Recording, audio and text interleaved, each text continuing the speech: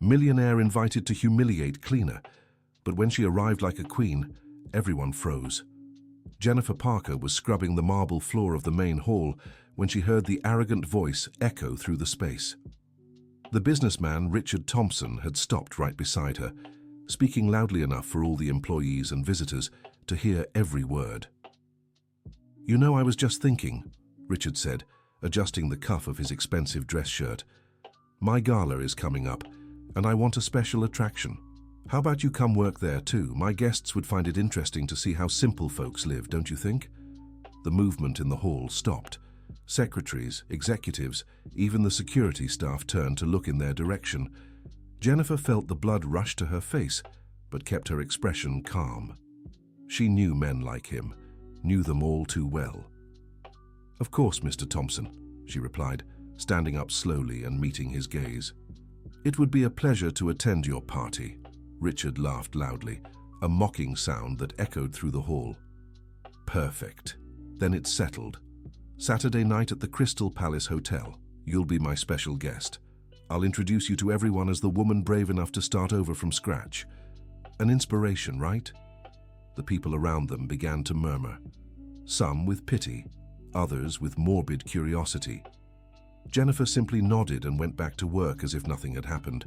But inside something had stirred, something she had buried deep 5 years ago. Richard lingered for a moment, clearly expecting a bigger reaction. When he realized she wouldn't give him the spectacle he wanted, he shrugged and walked away, the sound of his Italian shoes clicking on the marble. "Don't forget, Jennifer. Wear something nice to impress. My friends will love meeting you." Jennifer plunged her hand into the soapy water, feeling the suds between her fingers. 5 years ago, she had been cleaning those same floors. 5 years since she had lost everything.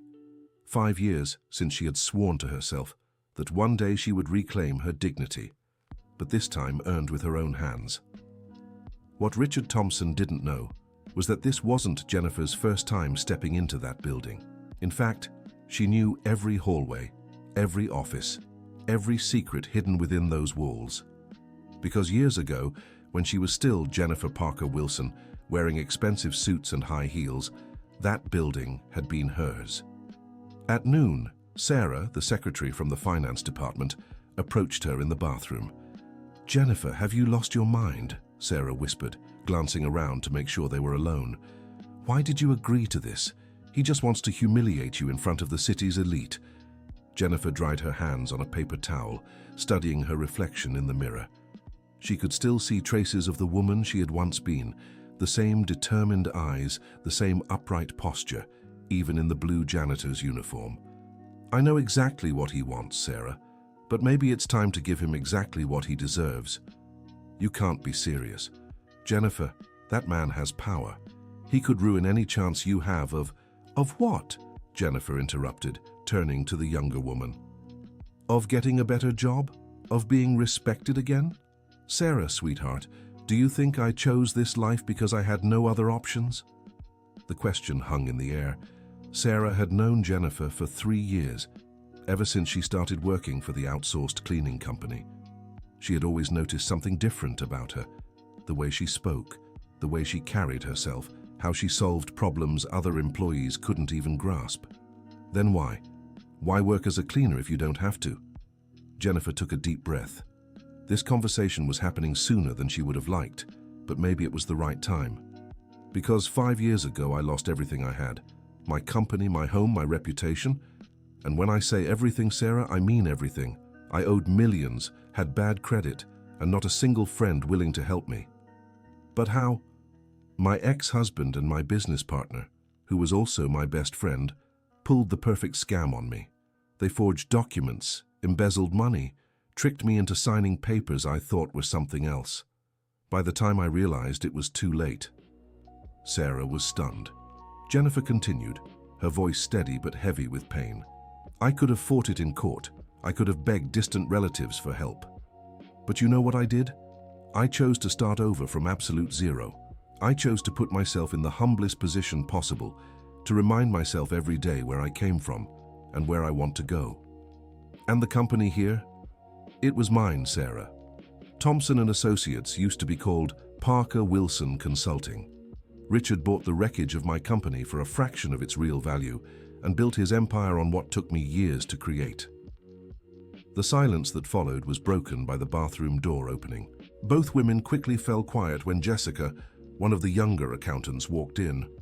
"Hey girls," Jessica said, sounding excited. "Did you know the boss invited Jennifer to his party? Everyone's talking about it. Some say it's a charity move, others think he just wants to have fun. Jennifer, are you really going?" Jennifer adjusted her uniform and picked up her cleaning supplies. "Yes, Jessica. It'll be an interesting night." Dear listener, if you're enjoying the story, don't forget to like and especially subscribe to the channel. It really helps those of us just starting out. Now, continuing. When Jennifer got home that afternoon, she found her daughter Emily on the couch in their small living room, books scattered across the coffee table. The 17-year-old looked up from her notebook and smiled. "Hi, Mom. How was work today?" "Interesting," Jennifer replied, sitting beside her. "Emily, I need to tell you something." The girl closed her book and gave her mother her full attention. Jennifer took a deep breath, knowing this conversation would change everything between them. "Your boss invited me to his gala on Saturday." Emily raised her eyebrows. "But Mom, that's great. He must have recognized your worth. You've always been different from the other employees. You know more. You've always—" "Emily, he didn't invite me out of recognition. He invited me to humiliate me in front of his wealthy friends." The smile faded from the young girl's face. "What do you mean?" "He wants to show me off as a curiosity, the brave cleaning lady who isn't ashamed of her job, an attraction for his rich guests to feel superior." Emily was silent for a few seconds, processing the information. "And you accepted?" "I did. But why?" Jennifer looked at her daughter, the smart, determined young woman she'd raised, mostly alone these past few years. Emily deserved the truth, the whole truth. "Because there's a lot about me you don't know, sweetheart. Things I wish you'd never had to learn. But maybe it's time I shared them." Emily turned on the couch to face her mother. "What kind of things?" "Do you remember how we lived when you were little? The big house, the maids, the trips, the expensive gifts?" "Of course I do. You always said Dad left a good inheritance before the accident." Jennifer shook her head slowly. "It wasn't an inheritance, Emily. That life was mine. I owned a very successful consulting firm, offices in 3 cities, over 100 employees, million-dollar contracts." Emily stared at her in disbelief. "Mom, are you joking? I've never been more serious in my life, and the man who invited me to humiliate at his party is the current owner of the company that used to be mine." The young woman stood up abruptly, pacing around the small room. Wait, you're telling me we were rich, that you had a company, and now you work as a cleaner? How is that possible?" "Your father wasn't just involved with me, Emily. He was with my business partner too. They spent months planning to take everything from me. They forged documents, created fake debts, made me sign power of attorney papers thinking they were something else." Emily stopped pacing and stared at her mother. "Are you saying Dad betrayed me and you too?" "It wasn't just marital betrayal, my dear. It was betrayal in every sense. They destroyed everything I had built and then disappeared with the money." "But why did you never tell me this?" "Because you were just a child, and because—" Jennifer hesitated. "Because I was ashamed. Ashamed of being so naive, of trusting people who only wanted to destroy me." Emily sat back down, but now there was a different tension in the air. "And why do you work as a cleaner? Why didn't you try to get everything back legally?" "I tried, Emily. For 2 years, I tried. But they had planned everything perfectly. All the documents were in order, all the signatures were real, all the debts looked legitimate. In court, I looked like the incompetent businesswoman who had bankrupted her own company." "So you gave up?" "I didn't give up. I changed my strategy. I decided to start over from absolute zero, to build a new life based on honest work and dignity. And most importantly, I decided to prove to myself that I could be happy regardless of money or status." Emily stayed silent for several minutes. When she finally spoke, her voice was heavy with emotion. "Mum, you lost 5 years of your life cleaning the floors of a company that was once yours. 5 years humiliating yourself every day, how is that dignity? Because during those 5 years I learned things I never knew when I was rich, Emily. I learned the real value of work, met genuine people, discovered strengths I didn't know I had. But you also lost opportunities. You could have rebuilt your company, could have returned to the market, could have given us a better life. You think our life isn't good? The question caught Emily off guard. She looked around the small but cozy room, thought about the dinners they shared every night, the conversations they had, the love that had always been between them. Our life is good, Mom, but it's not fair. You deserve more. And who decides what I deserve, Emily? Society, my old clients, or me? Emily didn't know how to answer. Jennifer continued. During these 5 years, I've had time to be a present mother for you. Time to discover who I really am when I'm not worried about profits and meetings. Time to plan my comeback. Comeback? You think I plan to be a cleaner forever? Emily, I have a plan. I always have.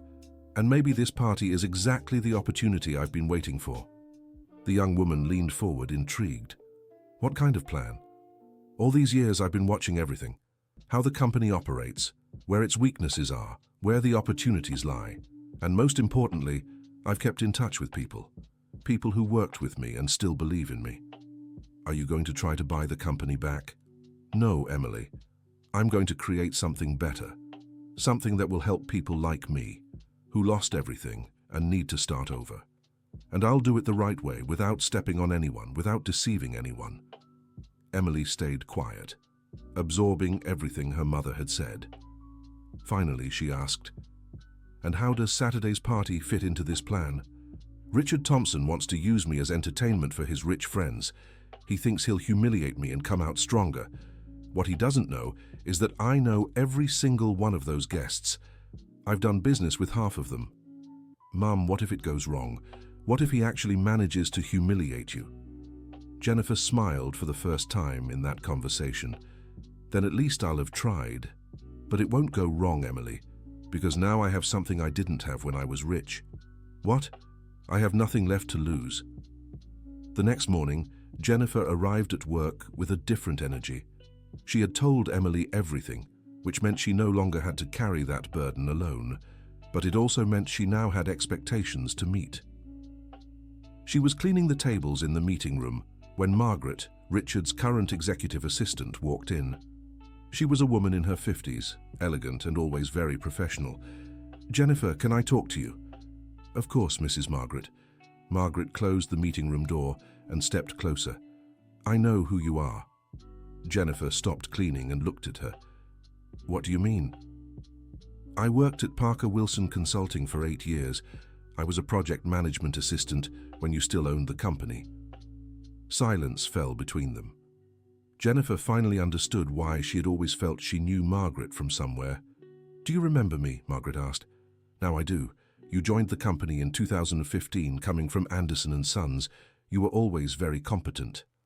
When the company was sold, I stayed. Most employees were let go, but Richard kept me because I knew the processes. Jennifer, I know what happened to you." "What exactly do you know?" Margaret glanced around again, making sure they were alone. "I know Andrew and Patricia forged documents. I know they created shell companies to justify money transfers. I know you signed papers thinking they were contract renewals, but they were actually ownership transfers." Jennifer sat in one of the chairs at the meeting table. "Did you know about this back then?" "I suspected, but I was just an assistant. No one would have believed me against your partners, and besides, I needed the job." "I understand. I don't blame you for anything. But now it's different. Now I have access to a lot of information, and when Richard told me about the party invitation, I realized it might be time to do something." "What kind of information do you have?" Margaret opened the folder she was carrying and pulled out some papers. Copies of documents from the transition period, emails Andrew sent to Patricia when they thought no one was watching, records of suspicious bank transactions. Jennifer took the papers and began flipping through them. Each page confirmed her deepest suspicions about how she had been deceived. "Why did you keep this?" "Because I always believed you'd come back one day. And because..." Margaret hesitated. Because I was also hurt by them. How so? Andrew promised me a promotion and a raise if I kept quiet about certain strange transactions I'd noticed. After they ran off with the money, obviously none of those promises were kept. Does Richard know you have these documents? He has no idea. To him, I'm just the efficient secretary he inherited from the old company. He doesn't even imagine I've kept evidence that could seriously complicate his legal situation. Jennifer handed the papers back to Margaret. What do you want from me? I want to help you get back what's yours, and I want Richard to pay for what he did. What did Richard do? Jennifer, do you think it was a coincidence he bought your ruined company for a fraction of its value? Richard knew exactly what Andrew and Patricia were doing. In fact, he financed part of the operation. The revelation hit Jennifer like a punch to the gut. Are you sure about this? I have emails proving it. Richard lent Andrew money to create the shell companies. In return, he got first dibs on buying Parker Wilson Consulting when it went under. So the party isn't just pointless cruelty, it's the icing on the cake. He ruined your life professionally, and now he wants to destroy you personally too. Jennifer fell silent for a few minutes, processing the information. Finally, she spoke. Margaret, you're taking risks by helping me. If Richard finds out, he'll fire me. So what? I'm 62, already planning to retire in the next few years.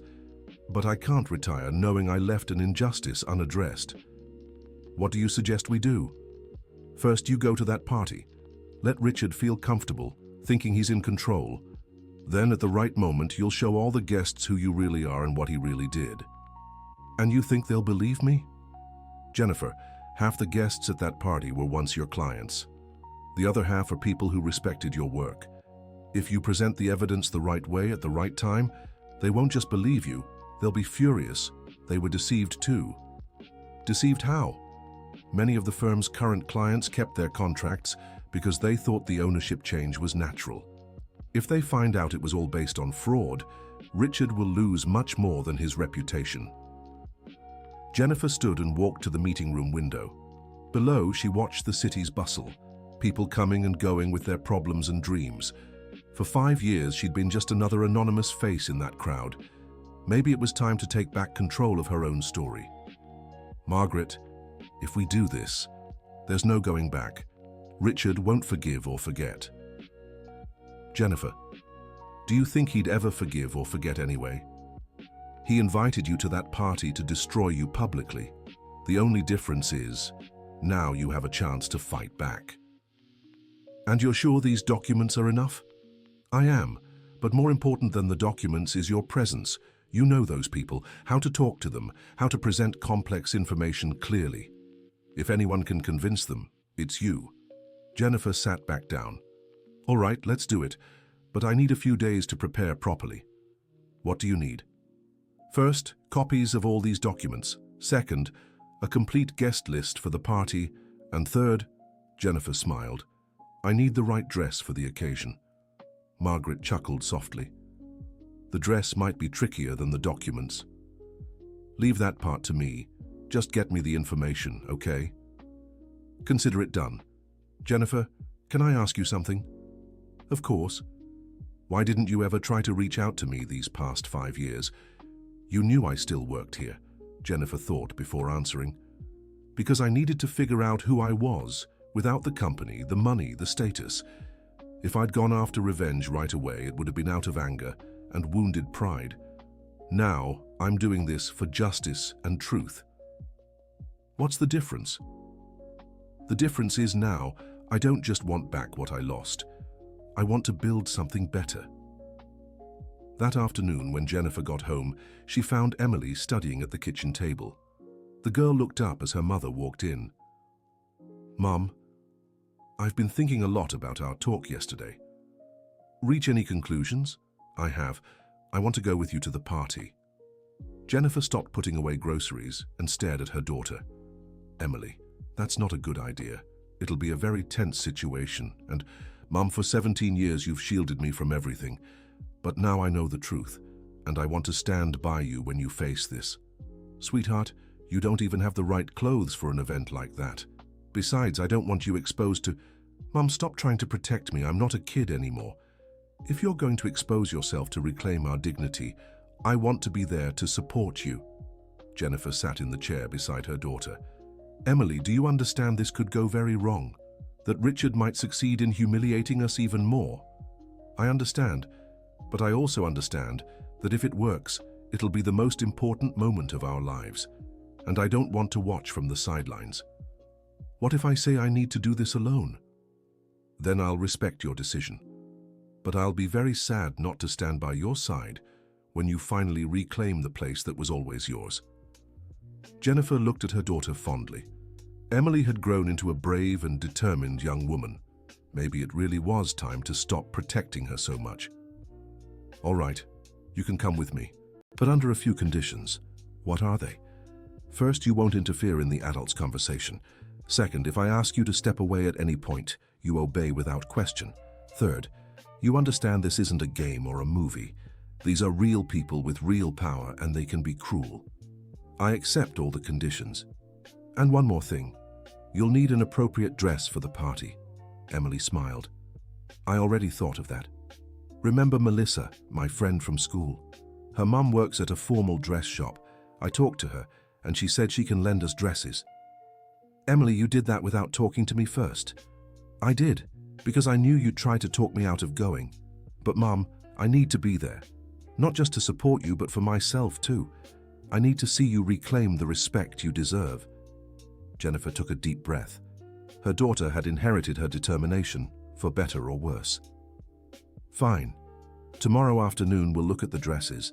But Emily, promise me that if things get too dangerous or uncomfortable, you won't try to defend me or confront anyone.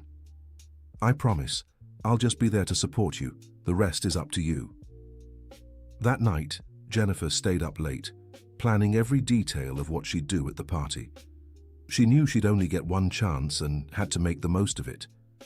She also thought about Emily, about her daughter's courage in wanting to stand by her. Maybe it really was important for the young woman to see her mother fighting for her rights. Dear listener, if you're enjoying the story, don't forget to like and subscribe to the channel. It helps us a lot as we're just starting out. Now continuing. On Thursday morning, Jennifer was working on Richard's floor when he appeared in the hallway, accompanied by two men in suits.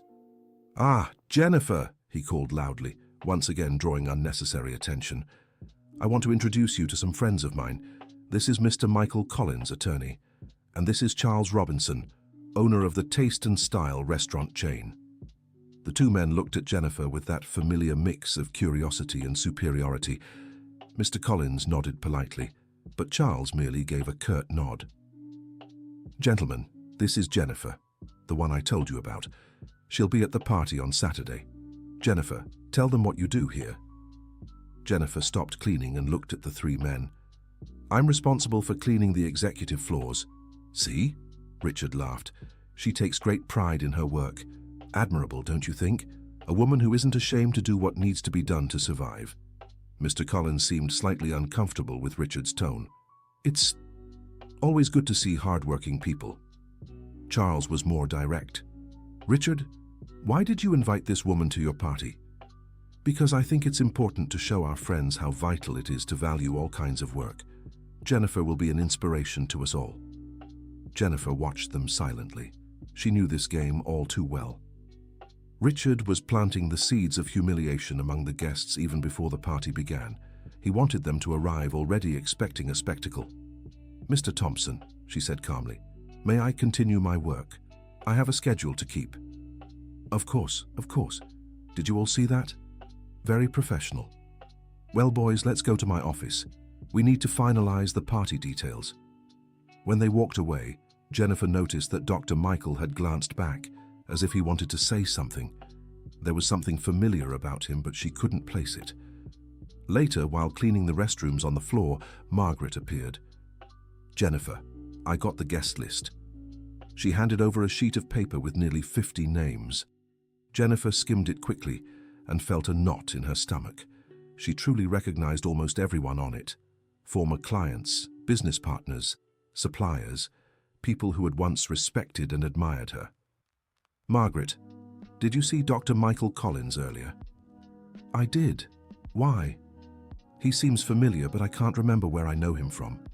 Oh, Michael. He was Parker Wilson Consulting's lawyer for a few years, handled their most complex contracts. The information hit Jennifer like a bolt of lightning. Michael had been her lawyer. He knew exactly who she was and hadn't said a word in front of Richard. Margaret, do you think he recognized me? He definitely did. The question is why he didn't say anything. Maybe out of professional discretion, or maybe because he didn't want to be publicly associated with me, or maybe because he knows something about what happened to you and doesn't want to commit himself in front of Richard. Jennifer folded the guest list and tucked it into her uniform pocket. Either way, this changes things. If Michael is there, he could either help me or hurt me, depending on which side he chooses. Do you want me to try and find out more about him? No, it'd be too risky. Let's stick to the original plan. Did you get everything I asked for? I did. The document copies are ready, organized chronologically for easy presentation. And I also found an extra piece of information that might interest you. What? Richard is in financial trouble. Over the last 2 years, he's lost some major contracts, and the firm isn't doing as well as it seems. How do you know that? Because I'm the one who organizes his financial spreadsheets. Saturday's party isn't just for show, it's to impress potential investors and secure new contracts. This changed everything. If Richard needed money and contracts, it meant he was vulnerable, and vulnerable people make desperate decisions. Margaret, this could make things more dangerous. If he's desperate for money, he might react badly when I present the evidence.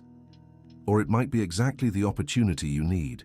If you can shake the investor's confidence in him, you could force him to negotiate. Negotiate what? Reparation, money, public acknowledgement of what he did, maybe even getting back part of the company. Jennifer considered the possibility. If she could expose Richard in front of the city's top business people, he'd be in a very tough spot. Margaret, are you sure you want to go through with this? Because after Saturday, there's no turning back for either of us. I'm sure. Jennifer, I've spent the last 5 years watching Richard boast about saving a failing company when he actively helped destroy it. It's time for the truth to come out. Then let's move forward. See you Saturday. See you Saturday. And Jennifer? Yes? Everything will work out. On Friday afternoon, Jennifer and Emily went to Melissa's mother's dress shop. It was a small but elegant store specializing in outfits for special occasions. Mrs. Barbara, the owner, greeted them warmly. So you're Sarah's friends. She mentioned you needed dresses for an important event. That's right, Jennifer replied. It's a gala, very formal. I see. And what's your budget? Jennifer hesitated. They didn't have much money to spend on expensive clothes. Well, Mrs. Barbara, the situation is a bit complicated. Mom, Emily interrupted. Just tell her the truth. Jennifer looked at her daughter, then at Mrs. Barbara. Mrs. Barbara, I'll be honest with you. We can't afford expensive dresses. But this event is very important to us. It's a chance for a life-changing opportunity. Mrs. Barbara studied them for a few seconds. Sit here, she said, pointing to a small sofa in the shop. Tell me about this event. Emily glanced at her mother, who nodded. My mom was invited to a party by her boss, but it wasn't a kind invitation. He wants to humiliate her in front of his wealthy friends. Then why are you going? Because my mom has a plan, Emily continued, pride in her voice. She's going to show everyone who she really is. Mrs. Barbara looked at Jennifer. And who are you really? Jennifer took a deep breath. I used to own the company where I now work as a cleaner. I lost everything because of betrayal, but now I have a chance to reclaim my dignity. Silence lingered for a few seconds. Finally, Mrs. Barbara spoke. You know, I've been through tough times too. 10 years ago, my ex-husband nearly ruined this shop with gambling debts he took out in my name. I had to start over from scratch, just like you. How did you manage? With hard work, a bit of luck, and the help of good people who crossed my path, she stood up. Come with me, let's find the perfect dresses for you. Mrs. Barbara led them to a back area of the shop where even more elegant dresses hung. These are from the special collection. I usually only rent them to VIP clients, but I think you two fit that category.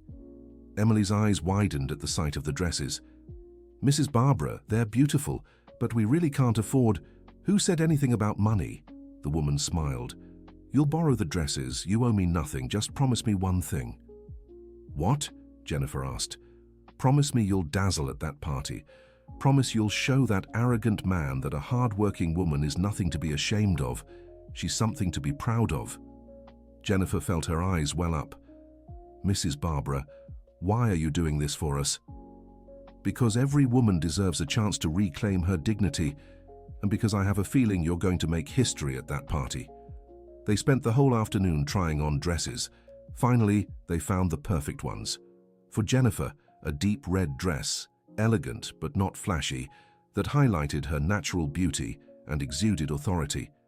For Emily, a navy blue dress, youthful yet sophisticated, making her appear more mature without losing her charm. "Perfect," said Mrs. Barbara, adjusting the final details. "You both look stunning."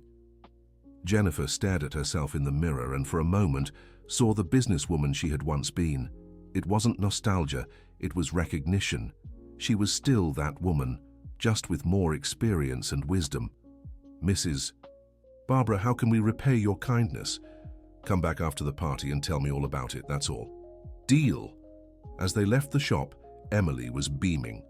"Mom, did you see how gorgeous you look? You look like a queen." "Emily, remember the dress is just the outside. What really matters is what we'll do there." "I know, but it's also important for you to feel beautiful and powerful. For 5 years you've worn a cleaner's uniform. On Saturday you'll wear the clothes of a successful businesswoman." "You know what, Emily? You're right. It's important for me to feel like I'm in the role I want to play." They walked in silence for a few blocks, each lost in their own thoughts. Finally, Emily spoke. "Mom, can I ask you something?" "Of course." "Are you scared about what might happen tomorrow?" Jennifer stopped walking and looked at her daughter. "Yes, I am. I'm afraid of failing, afraid of being publicly humiliated, afraid you'll be disappointed in me." "Then why did you decide to do it anyway?" "Because I'm even more afraid of spending the rest of my life wondering, what if? What if I had tried? What if I'd been brave? What if I hadn't let Richard win?" "Mom, no matter what happens tomorrow, you've already won." "How so?" "You survived a terrible betrayal, rebuilt a dignified life, raised a daughter alone, and still had the courage to take on this challenge. That's already a victory." Jennifer hugged her daughter right there on the street. "Emily, when did you grow up so much?" "I think it was by watching you all these years. You were my example of strength and dignity, even when you thought you were weak." That night, Jennifer barely slept. She was excited, nervous, and anxious all at once. She checked the documents one more time, rehearsed in her mind what she would say, imagined the possible reactions of the guests. At 3 in the morning, she got up and went to the kitchen to make tea. Emily appeared a few minutes later. "Can't sleep either?" "No. Everything just keeps spinning in my head." "Mom, what if the plan goes wrong? What if people don't believe you?" "Then at least I'll have tried, Emily. And you'll have seen your mother fighting for her rights. That's worth something." "It's worth a lot." "Mom, can I tell you something?" "Of course. All these years I knew you were different from other moms. You talked about things they didn't know, solved problems they couldn't, saw the world in a way that was broader. Did that bother you?" "No. It made me proud. But it also made me curious. Now I understand. You've always been special, Mom. You were just hiding for a while. Emily, no matter what happens tomorrow, you'll always be my greatest pride. And you'll always be my greatest example." Dear listener, if you're enjoying the story, don't forget to like and especially subscribe to the channel. It helps us a lot as we're just starting out. Now continuing. Saturday arrived with a clear sky and golden sunshine that seemed like a good omen. Jennifer woke up at 7 in the morning, much earlier than necessary, but she couldn't stay in bed any longer. She spent the morning organizing the documents Margaret had obtained, checking every detail of the plan. In the afternoon, she took her time getting ready, wanting to look perfect for the occasion. When she looked at herself in the mirror, dressed, made up, and with her hair done, Jennifer barely recognized her own reflection. The red dress transformed her, but it wasn't just that.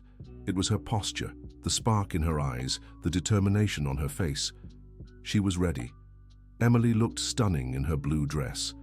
Mother and daughter looked at each other for a few seconds, knowing this was a night that would change their lives forever. "Ready?" Jennifer asked. "Ready," Emily replied. The Crystal Palace Hotel was magnificently decorated when they arrived. A red carpet led to the main entrance where security checked invitations. Luxury cars dropped off elegantly dressed guests. Jennifer and Emily stepped out of the modest taxi that had brought them there. Some guests glanced curiously at the two women who arrived so humbly, yet dressed so elegantly. At the entrance, Jennifer presented the invitation Richard had given her. The security guard checked the list and waved them in. The main hall was filled with people Jennifer recognized: business owners, lawyers, doctors, local politicians. The city's elite had gathered for Richard's party. "Mom," whispered Emily, "this is amazing. Do you really know all these people?" "Most of them," Jennifer replied softly. "And they knew me too back when I was Jennifer the businesswoman." Richard saw them enter and immediately approached with a smile that didn't reach his eyes. "Jennifer, what an incredible transformation. You look different." "Good evening, Mr. Thompson. This is my daughter, Emily." Richard looked at Emily in surprise. "Oh, you brought company. How interesting." He seemed slightly annoyed, as if Emily's presence wasn't part of his plan. "You expected me to come alone?" "Well, Never mind. You're both welcome." He forced another smile. "Jennifer, come. I'd like to introduce you to some people."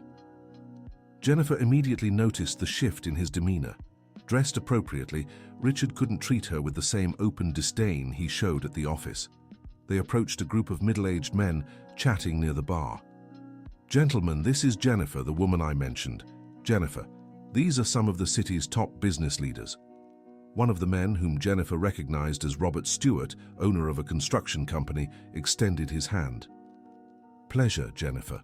Richard told us you work at his firm." "I do," she replied calmly. "For 5 years now." "And what exactly do you do there?" another man asked. Jennifer noticed Richard eagerly awaiting her answer, likely expecting her to falter. "Currently, I'm responsible for cleaning the executive floors." An uncomfortable silence fell over the group. Richard smiled smugly. "See? Didn't I tell you she was brave? Not an ounce of shame about her work." Robert Stewart shifted uncomfortably. "Of course, all work is honorable." "Exactly," Richard exclaimed. "That's why I invited her here, to show that values like dignity and humility still exist." Jennifer watched silently, letting Richard dig himself deeper with every word. "Mr. Thompson," she said calmly, "you invited me here to talk about dignity and work." "Precisely. I thought your story would inspire us all." "I see. Well, gentlemen, I'd be happy to share my story, but perhaps it's best if we do so for all the guests at once, don't you think?" Richard hesitated. This wasn't going as planned. "Well, I'm not sure we need to bother everyone." "On the contrary," Robert Stewart interrupted, "I think it would be quite interesting." "Richard, didn't you say she was one of the evening's highlights?" Other guests began gathering, drawn by the conversation. Within minutes, a small crowd had formed around them. "What's going on here?" asked an elegant woman Jennifer recognized as Marsha Johnson, owner of a retail chain. "Richard brought a special guest," Robert explained. "She's going to share her life story." Jennifer spotted Emily beside her, nervous but steady. The young woman gave her a subtle nod of encouragement. "Well," Jennifer said, raising her voice slightly so all could hear, "since Mr. Thompson would like me to share my story, I suppose we should do it properly." She walked to the center of the hall, where a small stage and microphone stood for later speeches. The crowd followed, curious. Richard grew visibly uneasy. "Jennifer, I don't think all this theatrics is necessary." "Theatrics?" She turned to him. "Mr. Thompson, weren't you the one who said I'd be an inspiration? Then let me inspire." She stepped onto the stage and took the microphone. The entire room fell silent, waiting. There must have been over 200 people there. "Good evening," her voice echoed clear and firm through the hall. "My name is Jennifer Parker. Mr. Richard Thompson invited me here today to share my story as a cleaning employee at his company. Murmurs began to ripple through the audience. Some people seemed uncomfortable with the situation. He said it would be inspiring for you to meet someone who isn't ashamed of their work. And he's right. I truly have no shame in what I do. Jennifer paused, letting the suspense hang in the air. For 5 years, I mopped floors, organized desks, and emptied trash bins at Mr. Thompson's company. For 5 years, I was treated as invisible, as someone whose only purpose was to keep the space clean so important people could work. The discomfort in the room was palpable. Richard tried to interrupt. Jennifer, I think that's Please, Mr. Thompson, let me finish. After all, you're the one who wanted me to tell my story. She continued, her voice growing stronger. But what Mr. Thompson didn't tell you is that this isn't my whole story. 5 years ago, I wasn't just Jennifer Parker, the cleaner. I was Jennifer Parker Wilson, CEO and founder of Parker Wilson Consulting. A murmur of surprise spread through the hall. Several people in the audience recognized her instantly. Parker Wilson, someone at the back muttered. I remember that firm. That's right, Jennifer went on. For 10 years, I built one of the most respected consulting firms in this city. We had contracts with dozens of companies, including many I see represented here today. Richard stood pale at the foot of the stage. Parker Wilson went bankrupt in 2018, she continued, but not due to mismanagement or market struggles. It failed because I was the victim of an elaborate fraud carried out by people I trusted completely. Dr. Michael Collins, seated in the front row, shifted uncomfortably. My then husband and my business partner conspired for months to take everything from me. They forged documents, created fake debts, made me sign what I thought were contract renewals, only to later learn they were power of attorney forms. The audience was utterly silent now. By the time I realized what had happened, it was too late. They had fled with the money, leaving the company bankrupt and drowning in debt. I lost my home, my assets, my reputation. All I had left was my daughter and my dignity. Emily, standing near the stage, had tears in her eyes. So I made a choice. I could have begged for help, tried shortcuts to get back into the industry. But I decided to start over from absolute zero. I decided to prove to myself that I could build a new life based solely on honest work. Jennifer paused again, watching the reactions in the crowd. Many now looked at her with growing recognition and respect. And that's how I became a cleaning employee at the company, now owned by Mr. Richard Thompson, a company that coincidentally was built on the ruins of my former consulting firm. The murmurs in the audience grew louder. Richard tried once more to interrupt. Jennifer, I think I'm not finished, Mr. Thompson. Her voice cut sharply through the microphone. Because there's a part of this story even I only recently discovered. She pulled documents from her pocket prepared by Margaret.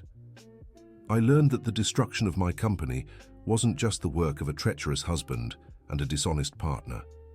I discovered there was a third participant in this scheme. The silence was absolute now. Even the waitstaff had stopped moving.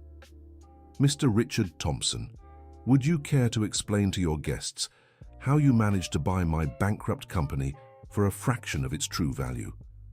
How you knew exactly when it would become available? How you had access to privileged financial information? Richard was visibly shaken. You can't make accusations without proof.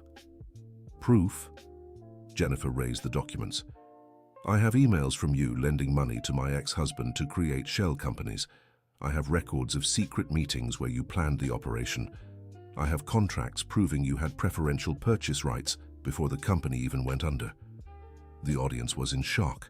Several people began looking at Richard with suspicion and disapproval. Dr. Michael Collins stepped forward. Jennifer, I remember you. I worked as your lawyer for a few years. If what you're saying is true, it is true, Dr. Collins, and you, as the company's former lawyer, must have documents that can confirm this. Michael nodded gravely. I do, and I've always wondered why certain transactions seemed so convenient for some parties. Richard was cornered. The party meant to glorify him was turning into his nightmare. This is absurd. You can't come to my event and make these baseless accusations. Baseless? Jennifer stepped off the stage and walked toward him. "Mr. Thompson, you invited me here specifically to humiliate me. You said loudly in the office that you wanted to show your friends how simple people live. You thought I'd come here meek and embarrassed to entertain you all." The crowd now looked at Richard with a mix of disgust and disapproval. "But do you know the difference between us?" Jennifer continued. "When I lost everything, I took responsibility and started over honestly. You destroyed a family and a business to build your empire on others' misery." Robert Stewart approached Richard. "Richard, is this true? Were you involved in fraud to take over the company?" It's not that simple, but things are more complicated." "Complicated?" Marcia Johnson cut in. "Richard, if you used dishonest methods to build your business, that puts all of us in a very difficult position." Other business people began distancing themselves from Richard, clearly unwilling to be associated with a potential scandal. Jennifer returned to the microphone. "Ladies and gentlemen, I didn't come here to ruin your evening or seek revenge. I came because the truth needs to be told. For 5 years I've worked honestly, learning valuable lessons about humility and determination." She looked directly at Richard. "But I also learned there's a difference between humility and humiliation. Humility is admitting your mistakes and working to fix them. Humiliation is what small people try to inflict on others to feel bigger." The audience began applauding spontaneously, first a few, then more, until the entire room was clapping. Emily stepped onto the stage and hugged her mother, moved to tears. "So?" Robert Stewart asked Richard. "What do you have to say about these accusations?" Richard looked around and saw he had completely lost control of the situation. His guests eyed him with suspicion and disapproval. His reputation was in ruins. This isn't over. My lawyers." "Your lawyers?" Dr. Collins stepped closer.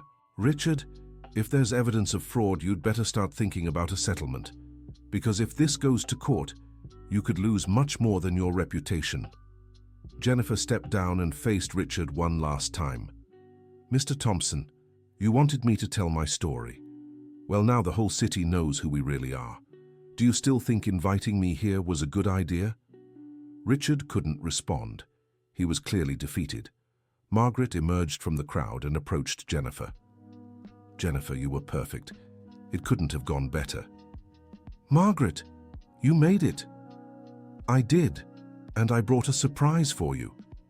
She waved to someone in the crowd. A gray-haired man approached. Jennifer recognized him immediately. It was Robert Williams, one of her most important former clients. "Jennifer," he said, reaching out his hands. "My dear, what a joy to see you. I always wondered what happened to you after the company closed." "Mr. Williams, what a surprise to see you here." "No surprise at all. When Margaret told me what was happening, I couldn't miss it. And after what we just witnessed, I have a proposal for you." "What kind of proposal?" "How about we work together again? My company has grown a lot in recent years, and I need high-level consulting. Consulting led by someone I trust completely." Jennifer was stunned by the offer. "Mr. Williams, I appreciate it, but I'm not sure I'm ready to—" "Ready? Jennifer, you just showed more courage and intelligence in one night than most people do in a lifetime. Of course you're ready." Other business people began to approach, also offering partnerships and contracts. Within minutes, Jennifer was surrounded by opportunities. Richard watched from across the room, isolated and abandoned by his own guests. Dr. Collins approached Jennifer. "Jennifer, about the documents you mentioned, if you want to sue Richard, I'd like to represent you. At no cost, of course. It would be my way of making up for staying silent back then." "Dr. Collins, I truly appreciate it. But I'm not interested in lawsuits or revenge. I'm interested in moving forward and building something new." "I understand, but if you change your mind, I'll remember your offer." As the night went on, it became clear the event had transformed completely. Instead of Jennifer's humiliation, it had become her redemption and Richard's downfall. Many approached her, apologizing for not helping before, offering support for new projects, or simply praising her courage. Emily stayed by her mother's side the whole time, proud and emotional. "Mom," she whispered during a lull, "you did it. You really did." "We did it, sweetheart. This was only possible because you gave me the strength to face it. And now, What will we do with all these opportunities? Jennifer looked around the room at all the important people now treating her with respect and admiration. It was tempting to accept the offers and return to the high-stakes business world.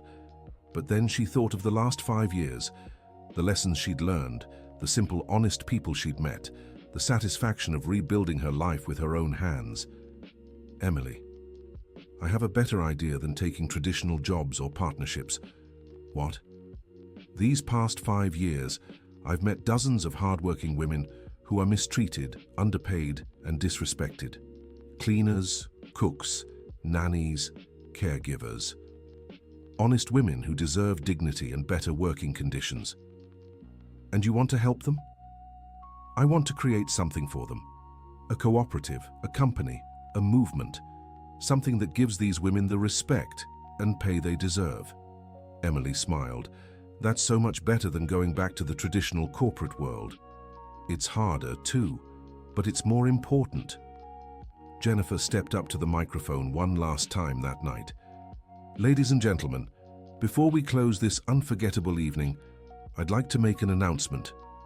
The room fell silent again. Many of you have offered me wonderful opportunities tonight. Contracts, partnerships, jobs. I'm grateful for your trust. But I've decided to take a different path. She took a deep breath. I'll use the experience I've gained over the last 5 years to create something new. A service cooperative that will offer dignified, well-paying work for women who, like me, want to rebuild their lives. Applause began to ripple through the audience. This isn't about charity or handouts. It's about opportunity and dignity. If anyone here is interested in supporting this project, whether as a client or an investor, I'd be happy to talk. Immediately, several people stepped forward, showing interest. Robert Stewart was the first. Jennifer, my construction company always needs cleaning and organizing services. I'd be delighted to hire your cooperative. My chain of stores could use it too, added Marsha Johnson. It's hard to find truly reliable cleaning companies. Dr. Michael also approached. I'd like to invest in the project and offer free legal advice to help set up the cooperative. Within minutes, Jennifer had enough support to launch her new venture. More importantly, she had a clear purpose and people willing to help. Richard watched from a distance, growing more isolated by the minute. Several guests had already left, clearly unwilling to associate with him after the night's revelations. Margaret approached Jennifer. What about me? Is there room for an experienced secretary in your cooperative? Jennifer smiled. Of course there is.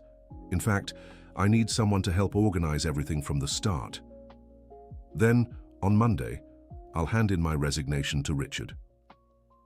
Are you sure? You're giving up a stable job for a project that hasn't even begun yet.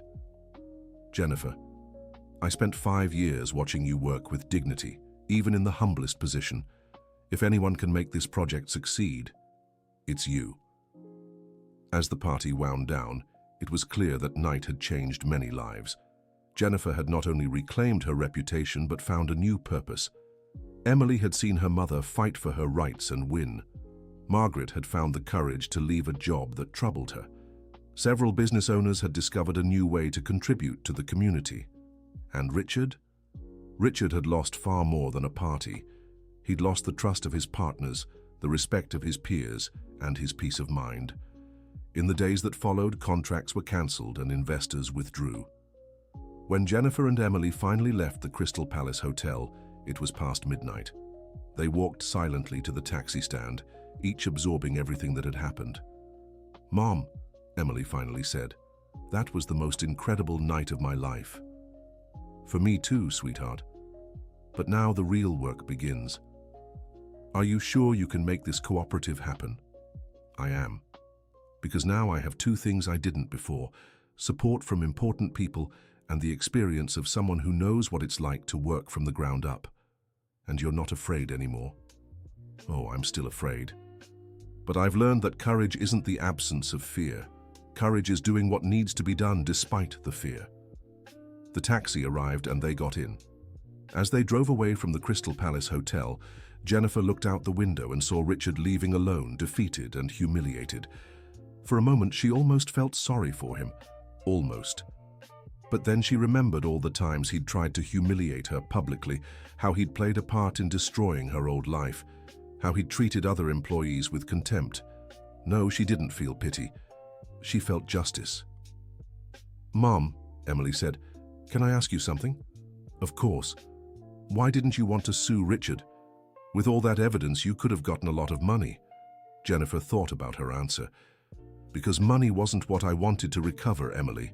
It was my dignity, and I've already got that back." "What about the cooperative? Do you think it'll work?" "It's going to take a lot of hard work. There will be tough moments, problems we don't expect, people who will try to discourage us. But yes, it will work out." "How can you be so sure?" "Because now I know who I really am. I'm not the successful businesswoman Jennifer Parker I was before. I'm not the cleaning lady Jennifer I pretended to be for the last 5 years. I'm a woman who knows the value of honest work and has the experience to create opportunities for others." When they got home, they sat in the small living room and talked until dawn. They spoke about their plans for the cooperative, the people they'd met at the party, and how their lives had changed in a single night. "Mom, there's something I need to tell you." "What is it?" "All these years, I felt different from the other girls at school. They had mothers who were teachers, nurses, civil servants.